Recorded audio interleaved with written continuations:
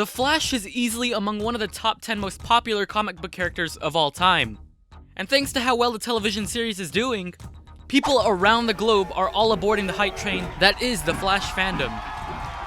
With the announcement by DC itself that the Flash solo film will be titled Flashpoint, the audience is pretty much at a divide right now, with one side arguing that it's way too early to adapt that graphic novel, and the other screaming to the heavens and praising their heavenly fathers for their dream has come true. For those of you who don't know, the Flash's Flashpoint story arc relaunched the DC comic franchise into the New 52. Long story short, the Flash was so torn up about the death of his mom, he goes back in time to stop that from ever happening, but little did he know, doing that would result in a world he would no longer recognize. It's like using a pen in math class. Once you screw up, you can't go back and simply just erase it. You scribble it out and just gotta deal with that weird black or blue squiggle for the rest of your life. Some people loved it, some people hated it, but that's the way things are with everything in this world. The fans on the side of it being too early to release a Flashpoint in the movies aren't illogical in their reasoning. The plot relies heavily on the audience's basic knowledge of Barry Allen, his mother, why his dad's in jail, who the Reverse Flash is, and the list goes on. I'm not choosing a side, I'm just saying you can clearly see where they're coming from. It's a lot to jam into a movie, especially since this is Ezra Miller's first solo movie as the Flash. The film is garnering quite a lot of support not because of the Flash himself, but just because the audience wants to see Jeffrey Dean Morgan as Batman. In the comics, the Thomas Wayne Batman was special. He was darker, used guns, and killed people. He was different. In terms of morale, he was the complete opposite to Bruce Wayne's Batman, who refused to use firearms and commit murders. That was the point. That yin-yang element was what made that character so special. Here though, there's literally no difference aside from the appearance. Ben Affleck's Bruce kills dozens of criminals in BVS, so showing Thomas wouldn't be nearly as impactful had they gone another route. They'd just be using an alternate skin in a video game. It's like McDonald's rebranding its name to McDolan's. That's weird. It's nearly the same name and their products would taste the same too.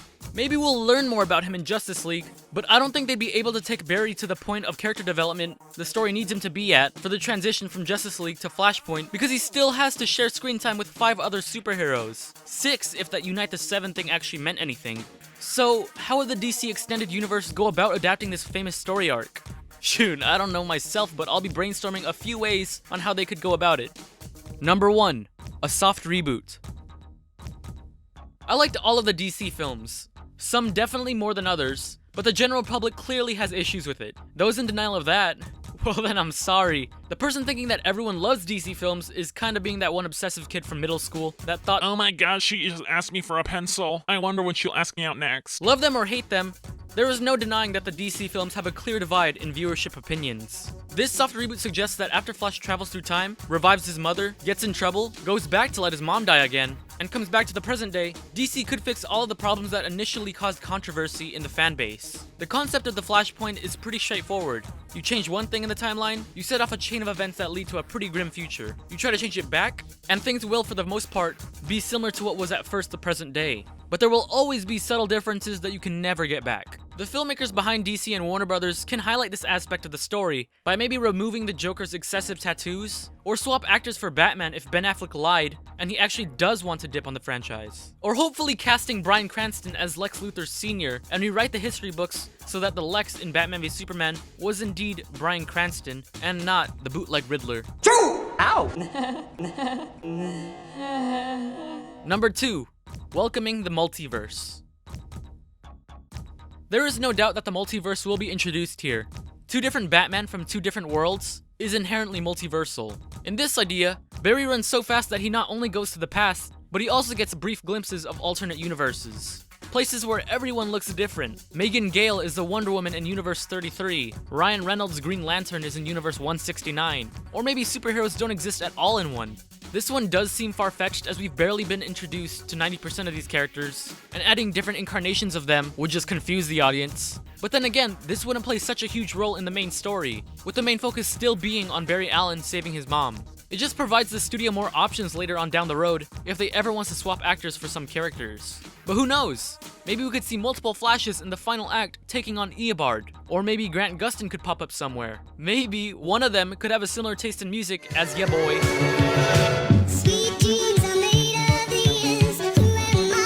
Number 3. A Civil War. A big subplot that occurs in the Flashpoint story is that the Atlanteans and Amazonians, yeah, they're at war. And no, this isn't like a civil dispute with like 5 or 6 dudes and dudettes in a parking lot, or like a 4v4 over who gets the last slice of the cake. I'm talking global extinction shit. People from different worlds, Aquaman's mystical Atlanteans from the sea, and Wonder Woman's magical warriors, are causing earthquakes and tsunamis to spring out and about everywhere. The airport fight in Captain America Civil War was great. I'd go as far as to even say it's one of my favorite set pieces from a movie of all time. But I gotta admit, even though I loved that thing, the stakes weren't really that high. This beef between Seaweed and Amazon Prime could easily change the game here. The Atlantean-Amazonian War has a much more global effect than the Sokovia Accords. Innocent people are dying as they're getting caught in between the crossfire. And when I say dying, I mean killed. Don't just kill random civilian extras with tsunamis, but I mean have Wonder Woman kill Lois Lane or Aquaman fry Cyborg's motherboards. It doesn't matter. We know everything will be okay-ish by the end of the film when Barry sort of fixes everything. None of these deaths are long-term. Hell, that's the quote of the day 365 days a year at Marvel headquarters. This feud between Aquaman and Wonder Woman could be the thing Barry Allen first wakes up to in the film. Could you imagine that? Just waking up in the middle of a war zone. I freak out whenever my alarm clock goes off with Night Step.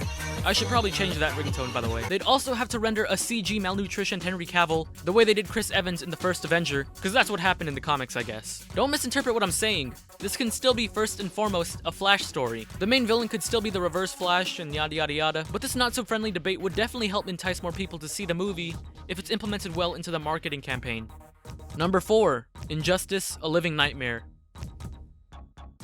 There's a lot to take in the Flashpoint movie, especially since we're just gonna be introduced to 80% of the characters in the Justice League. And let's be real, this has to be good, my dude. No one wants a rushed movie with barely any character growth. So maybe if, and hear me out on this one, that's a big if, Warner Bros. Does want to work some sort of adaptation of the Flashpoint onto the silver screen, then they could maybe concentrate more on what they've built up. They already showed the weird dream sequence with air that looks drier than my sense of humor, and the Flash time traveling to Bruce about how Lois is the key for something. What I'm getting at is that the DCEU could get rid of the whole Nora Allen plot, and make it about an unknown incoming threat. I personally wouldn't go about doing things like this, because you're changing quite a bit about Barry's personal connection within the plot. But Avengers Age of Ultron was also loosely based on the Age of Ultron comic book series. And by loosely based, I mean it barely even resembles it. If you ever read that thing, you'd know. It's like these two blokes. They both have Abraham Lincoln on the front, and they're both in US currency, but that's it. One is a penny, and the other is 500 times as much. Mixing this story with the Injustice plot could tie into the universe really well, and it could work out for a pretty great film. You just swap out the Atlantean-Amazonian War with the tyrannical Injustice Superman idea. But for sure, this will most definitely cause some uproars and fan divide, and I don't think the DCEU can take another one of those. But hey, you can't please everyone.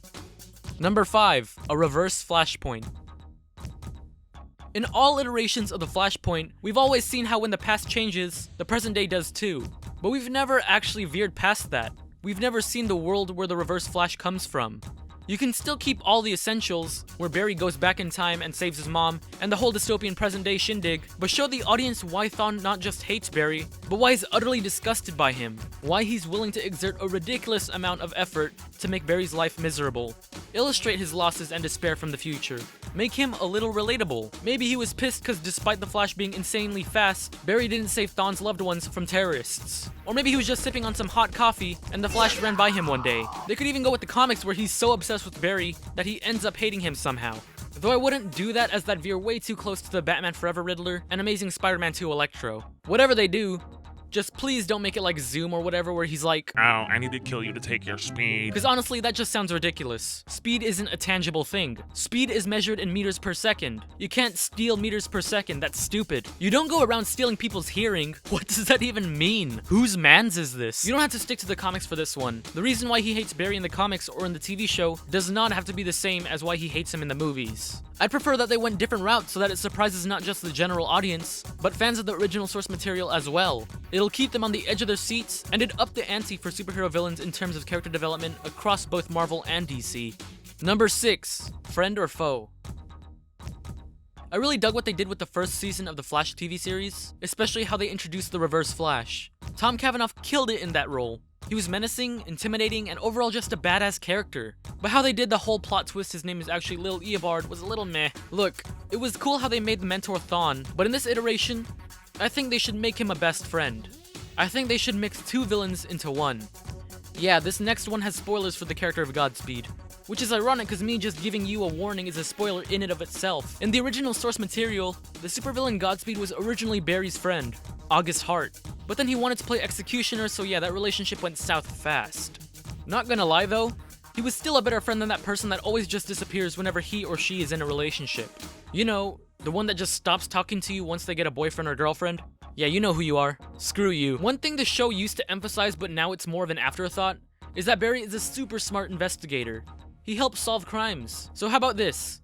Let's make this a murder mystery. Have the story revolve around Eobard and Barry working together, like best buddies, figuring out who killed Nora Allen. And then when the final reveal comes around, boom! Instant betrayal.